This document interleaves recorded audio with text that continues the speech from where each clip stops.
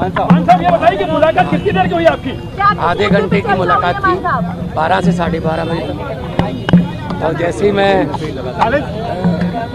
बैठा वहाँ पे मुलाकात की जो कुर्सी थी, तो बहुत दुख हुआ दिल को कि मतलब जो हार्डकोर क्रिमिनल होते हैं, जो खतरनाक अपराधी होते हैं, उनके वाली सहूलतें भी नहीं मिल रही हैं।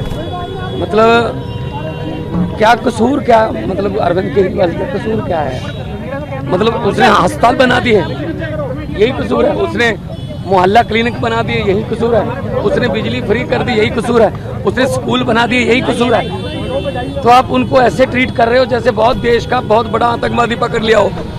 मतलब जेल के मैनुअल को देखिए, जेल का मैनुअल देखिए, इसमें ये लिखा हुआ है 602 क्लॉज है। इसमें लिखा हुआ है however the superintendent of the prison may allow well behaved prisoners to have face to face interview after giving due consideration to security and other related aspects. मतलब इससे पहले चिदम्बरम साहब जब अंदर थे तो सोनिया गांधी मिलने आती तो उनको 1 to 1 एक कमरे में बिठा के वो मुलाकात कराते थे। आज शीशे के पार जैसे बहुत बड़ा कोई हार्डकोर क्रिमिनल जो है वो बैठा हो सामने, शीशे के पार फोन पे बात करवाई। मतलब हद हैरानी की। मोदी जी चाहते क्या है? मतलब ऐसे ये ट्रीटमेंट मिलेगी क्या? आमने सामने नहीं हुई, शीशा लगा हुआ था, फोन पे उधर से फोन पे बात कर रहे थे, और शीशा भी ऐसा गंदा शीशा कि शक्ल भी अच्छी तरह के एक दूसरे की नजर नहीं आ रही थी। लेकिन ये जो चीज है ये बहुत ही इनको महंगी पड़ेगी, क्योंकि अरविंद केजरीवाल जो कट्टर ईमानदार है, जिसने पारदर्शिता की राजनीति शुरू की, बीजेपी की राजनीति खत्म की, उनको ऐसे ट्रीट किया जा रहा है। आज मुझे थोड़ा टाइम लगा अपने आप को संभालने में। एक सवाल है,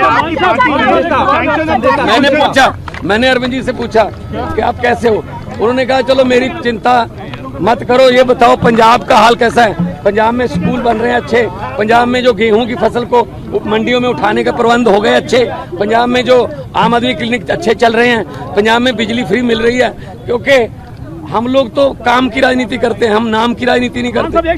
तो मैंने कहा जी बिल्कुल पंजाब भी अच्छा है। असम में जाके आया हूँ, गुजरात जा रहा हूँ, कल दिल्ली में भी प्रचार करूंगा, कुरुक्षेत्र गया हूँ। तो आम आदमी पार्टी जो है एक सोच का नाम है। अरविंद केजरीवाल एक व्यक्ति को तो गिरफ्तार कर लोगे, सोच को कैसे करोगे उसकी गिरफ्तार? आम लोगों के लिए पार्टी ने सैंक्शन आम लोगों के लिए दिया था कन्हैया कुमार के लिए, वो खुद दिल्ली से इलेक्शन लड़े हैं। ये तो इंडिया गठबंधन का अपना फैसला है जी। एक सवाल ये कह रहा है कि केजरीवाल के जेल में आने के बाद पार्टी में भगदड़ मच चुकी है। पार्टी कौन कहता है भगदड़ मच चुकी है? आम आदमी पार्टी एक डिसिप्लिन ग्रुप है।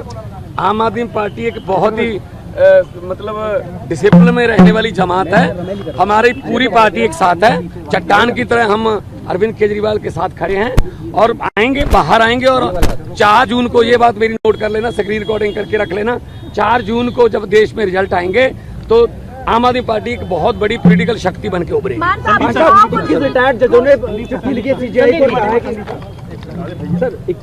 आज जब सर से मिले तो हम सबने पूछा कि सर आप कैसे हैं, आपका हेल्थ तो ठीक है, आप कैसे हैं?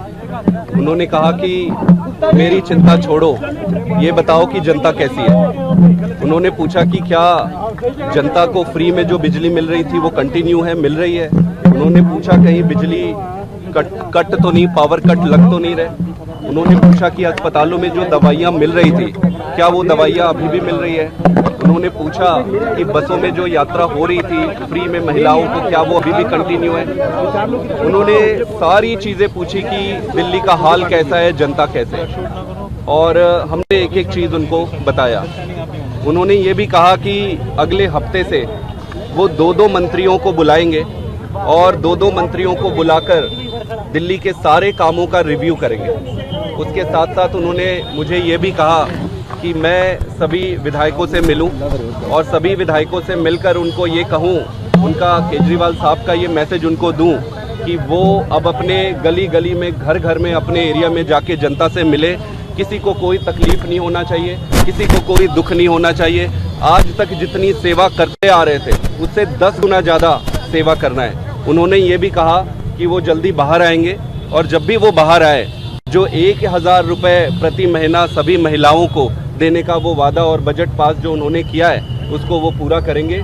मतलब पूरे समय वो सिर्फ यही पूछते रहे कि दिल्ली की जनता कैसी है, जनता कैसे है, जनता में क्या चल रहा है, सब सुखी तो है ना। सबसे बड़ी बात ये कही कि संगठन देख रहे हैं बहुत अच्छे तरीके से, और मेरी ड्यूटी इस बात के लिए लगाई कि आपने जगह जगह पे जाना है, और इंडिया अलायंस की अगर कोई किसी स्टेट में जाना पड़े इंडिया अलायंस के लिए वहाँ भी आप जाना है। तो ओवरऑल ये भी उनको संविधान की चिंता थी कि देश बचेगा तो पार्टी बचेगी, संविधान बचेगा तो पार्टी बचेगी। 21 रिटायर्ड जजों ने चिट्ठी लिखी सीजीआई को कहा कि बदनाम किया जा रहा है। 21 रिटायर्ड जजों ने चिट्ठी लिखी सीजीआई को कहा कि जुडिशरी को बदनाम किया जा रहा है। देखो पता क्या है, देश में जो हालात हो गए हैं, किसी को पूछ लो, दुकानदार को पूछ लो, वो भी कहेगा गलत हुआ है, ये गलत हुआ है, अरविंद केजरीवाल को गलत उन्होंने अंदर करा है। ये सिर्फ और सिर्फ चाहते हैं विपक्ष ना हो, हम ही इलेक्शन लड़ें और हम ही जीतें। ये तो फिर पुतिन वाली बात हो गई ना, फिर डेमोक्रेसी कहाँ गई, ये तो डिक्टेटरशिप हो गई। तो इसलिए हम लड़ेंगे, देश के लिए लड़ेंगे, देशभक्त लोग हैं हम, और उन्होंने हमें ये अंदर से मैसेज दिया है कि बाहर जाके कार्यकर्ताओं को और सब एमएलए और मंत्री साहबानों को बोलो कि मेरी चिंता ना करें, जनता की चिंता करें, पब्लिक की चिंता करें।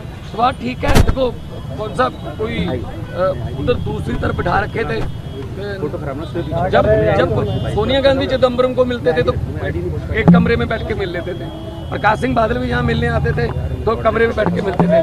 पता नहीं क्यों दुश्मनी इतनी है कि हमें आतंकवादियों की तरह ट्रीट किया जा रहा है। कोई बात नहीं, हम वो पत्ते नहीं जो शाख से टूट कर गिर जाएंगे। आंधियों को कह दो अपनी औकात में रहें।